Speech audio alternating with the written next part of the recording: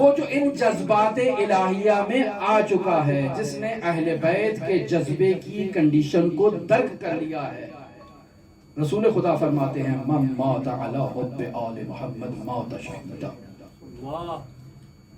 جو آل محمد کی محبت میں مر جائے وہ شہید ہے۔ اور ہم پہلے مجلس میں بیان کر چکے کہ ہمارے سامنے اس حدیث کو رکھا جائے تو ہم کہیں گے کہ اس سے تخصیص اکثر لازم ہے۔ کیسے ہو سکتا ہے یہ شہید ہو جائے؟ کیسے ہو سکتا ہے کہ یہ عرش پر پہنچ جائے؟ کیسے ہو سکتا ہے کہ کیسے ہو سکتا ہے کیسے ہو سکتا ہے؟ یہ ہماری بات ہے، لیکن رسول خدا ان جذبات کو مشاہدہ کر رہے ہیں جو محبت اہل بیت کے پیچھے پوشیدہ ہیں۔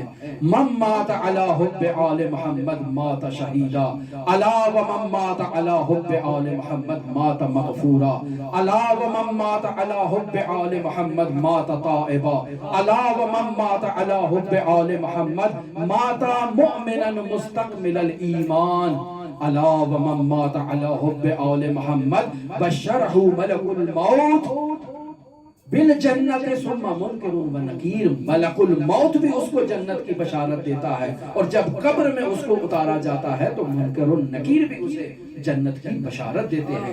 الا ومن مات علی حب آل محمد فتح لہ فی قبرہ بابان الی الجنہ، اس کی قبر میں دو دروازے کھولے جاتے ہیں جو سیدھا جنت کی طرف کھلتے ہیں۔ الا ومن مات علی حب آل محمد جعل اللہ قبرہ مزار ملائکتہ الرحمہ، اللہ اپنے رحمت کے فرشتوں کو حکم دیتا ہے کہ یہ میرا عزادار مؤمن اس دنیا سے چلا گیا ہے، یہ سفیر سجاد اس دنیا سے چلا گیا ہے، اس کی قبر کو اپنا مزار بنا لو اور اس کی قبر کا طواف کرو، یہ محبت اہل بیت اس دنیا سے گیا۔ الا ومن مات علی حب آل محمد مات علی السنت والجماعہ، وہ اللہ کی سنت پر، اللہ کے نبی کی سنت پر، اللہ اور اس کے نبی کی سنت کے اجتماع پر وہ اس دنیا سے رخصت ہوا۔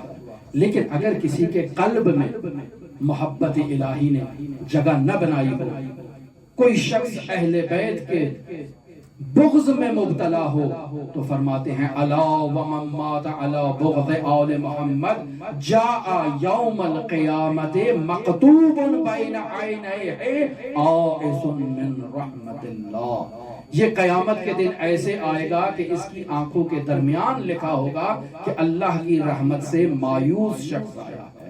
الا ومن مات علی بغض آل محمد لم یشم رائحۃ الجنہ، اسے جنت کی مہک تک نہ آئے گی۔